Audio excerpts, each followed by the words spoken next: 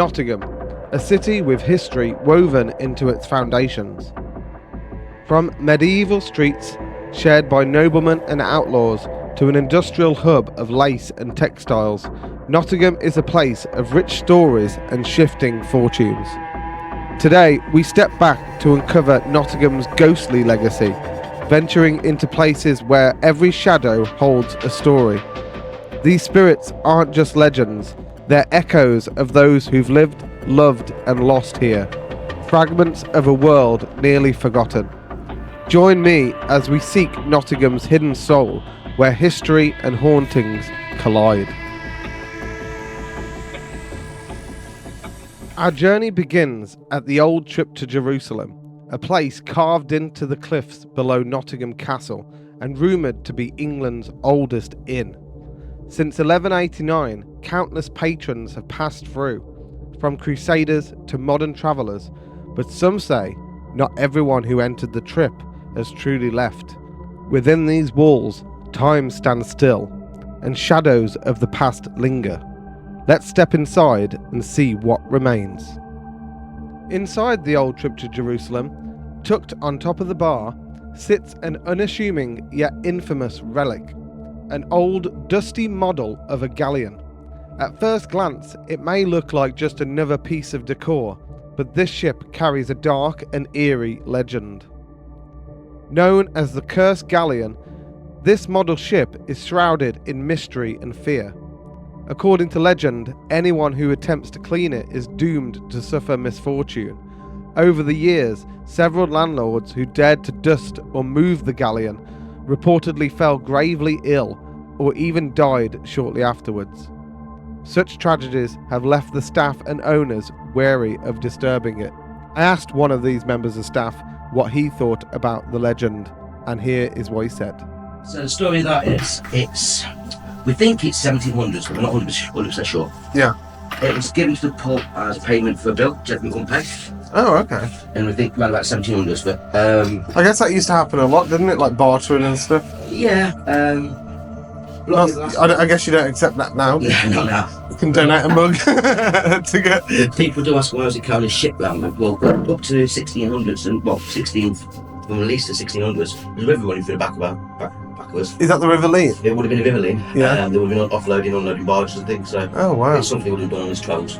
Wow, that's awesome. So obviously the cursed bit comes from Fascinating. the last people have moved it. I think it's 3 or 4 people moved it, or Yeah. cleaned it, mysteriously died. Yeah, that's crazy. So, Has anyone ever offered to clean it, like, No. in recent years? no, not going to. We probably can spoil that legend a little bit if we want to. Okay. We know if it's 300 years worth of rubbish on that, Oh, yeah, it's yeah. probably going to be a bacterial infection in that. That's what I was Most thinking of as the well, time. yeah. But that spoils the legend, doesn't it? Yeah, exactly. Especially with the tanneries and stuff, like, around here. Like, there's a lot of shit going around, so Exactly. I can imagine they probably got cholera or something. Well, Thanks for that, mate. I appreciate that.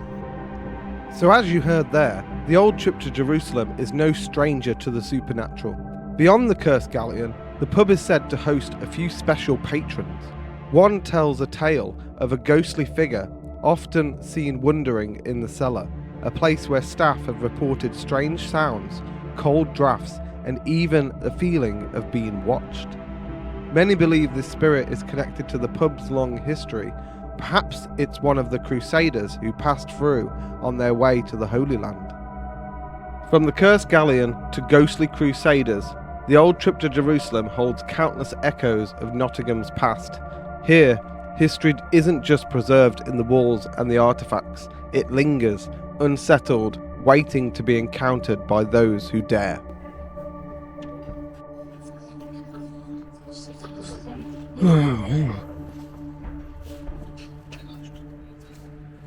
There we have it, the Old Trip to Jerusalem.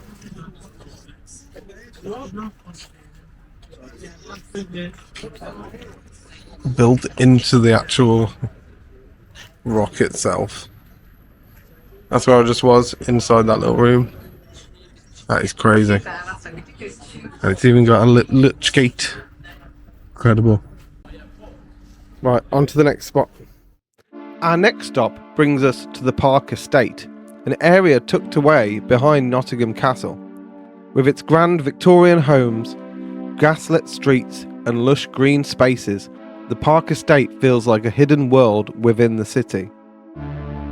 Built on the grounds of Nottingham's original deer park, this area was developed in the late 19th century as an exclusive residential district for Nottingham's wealthy elite, giving it an air of elegance and history that's unique in the city. Originally, this land was used for hunting and royal gatherings, part of the sprawling parklands surrounding Nottingham Castle. But as the city grew, the land was repurposed, and by the late 1800s it became a fashionable district for Victorian society, a place where the city's most influential figures built their homes.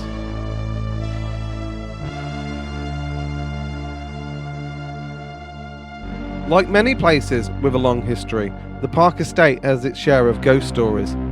One of the eeriest tales surrounds the park tennis club. This club has been an estate fixture for over a century, but locals say it's not just living members who show up for a game. Some visitors report hearing the unmistakable sounds of tennis balls bouncing, shoes scuffing across the courts, and even distant voices. Some believe it could be the spirit of a Victorian-era player who never left, replaying the same match for eternity. It's as though this figure remains bound to the game and the era that shaped this part of Nottingham.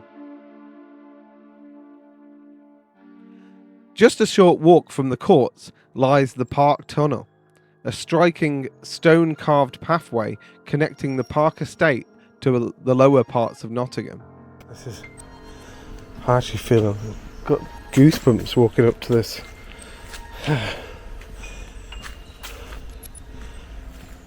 That is so crazy. Maybe you can see the insignia at the top. Wow. What a place. So this tunnel was carved in 1855, and it was intended originally as a private passage for Nottingham's Victorian elite in society. This was built at a time when horse-drawn carriages were like everywhere. They ruled the roads, and the tunnel served as a shortcut. My voice has been taken away by this place, honestly. I don't know what it is about it, but something about it that's quite eerie. Especially when you're here on your own. I've only ever been here with other people. It's kind of freaky when you're here on your own. The camera doesn't really do it justice on just how big it is.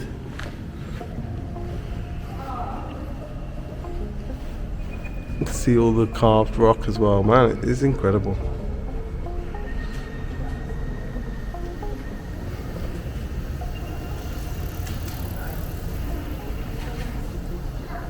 People still use it for wheeled journeys as well. It's pretty cool. Wheeled and walking.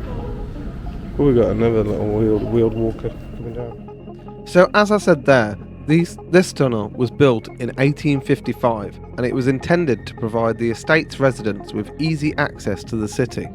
But with its steep incline, it was ultimately deemed impractical for carriages and quickly fell out of common use.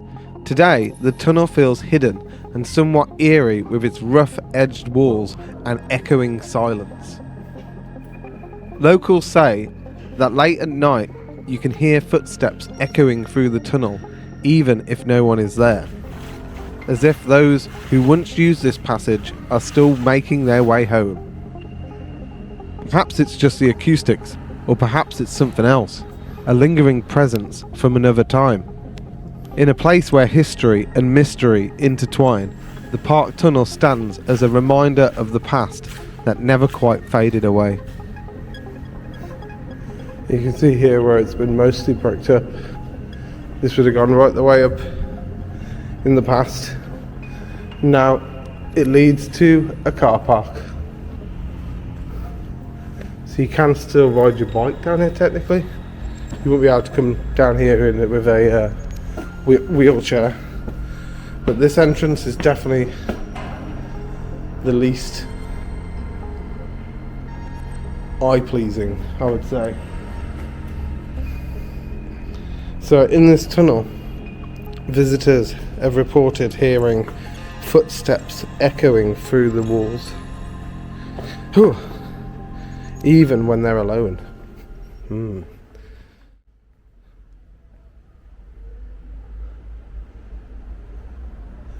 It is very echoey.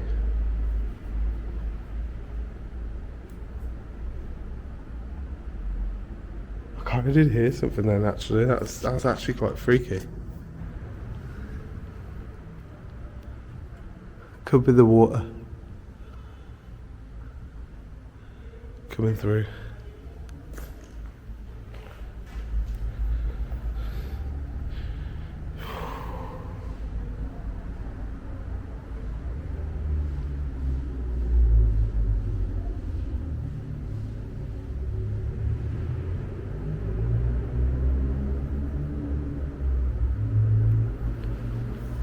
Yeah, is it a haunted place?